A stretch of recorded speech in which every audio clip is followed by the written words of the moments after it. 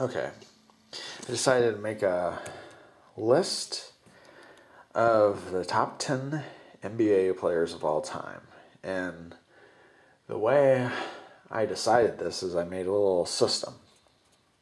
This one was a little bit more complicated than my usual systems.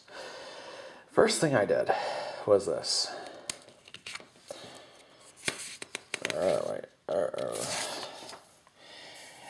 I had a scoring system. Since there's 16 teams in the playoffs every year, I decided if you won an NBA championship, the person would get 16 points. If they went to the NBA final, they get 8 points. If they went to the conference championship, they'd get 4 points. And 2 points for an NBA conference semifinals, and just a point for showing up in the first round. But I did something a little bit different too. If you won the championship, you only get full points if you lead your team in PER ratio, which is a stat to say how efficient you are as a basketball player. But if you are second in your team in PER, you only get half the points. And if you're third, you only get a quarter of the points. And if you're fourth in PER, you get 1/8. And if you're fifth, you get 1/16. I also decided that if you were outside the top 5 in minutes played, you get half the points as well. So this changes a lot of things because now just winning an NBA championship is not enough. You have to lead your team in PER. So, with that said, here's the top 10. Number 10, Larry Bird with 673 points. Oh, one thing I still say is Kobe Bryant was number 11.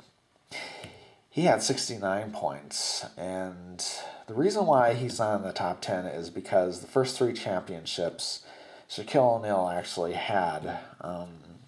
He had a higher PER, and when it came to the other 2 championships, Paul Gasol actually had a higher PER with one of the championships as well. So he's not in the top 10.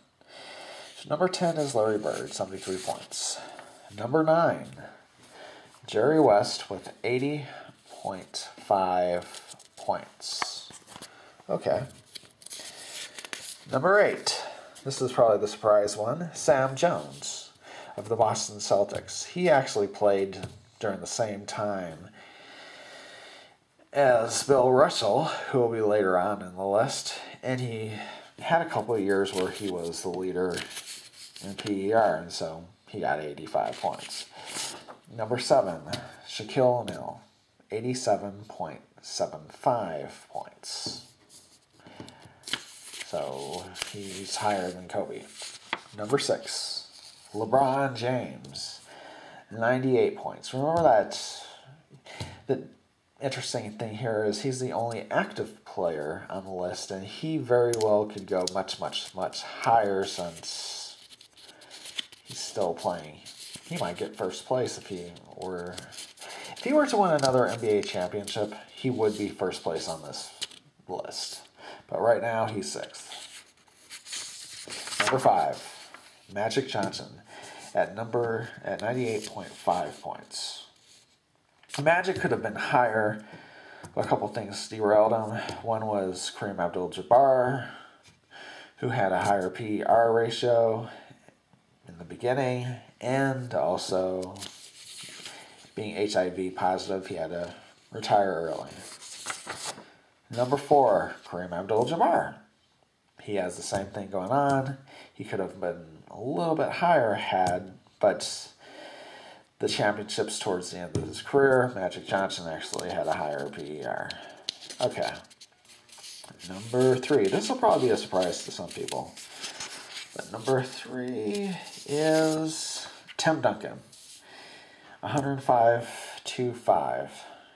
And he had a high PR for like all the championships and all the conference finals, and so that's why he's number 3 all time on my list. Okay. number 2, and this will be a surprise to some. Bill Russell, 107 points. I know some of you were like, yeah, this guy's going to be the obvious number 1. No. His PER ratio was actually, his PER was lower than Sam Jones, who was earlier on the list, and there was another person later on in his career who had a higher PER.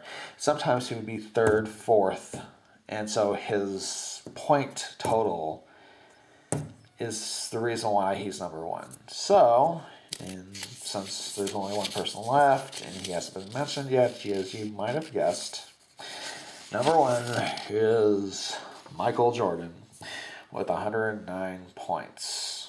All right, I like my list. It kind of has Michael Jordan on top, and it sort of works. Okay, you guys have a nice day, and that's it. Bye.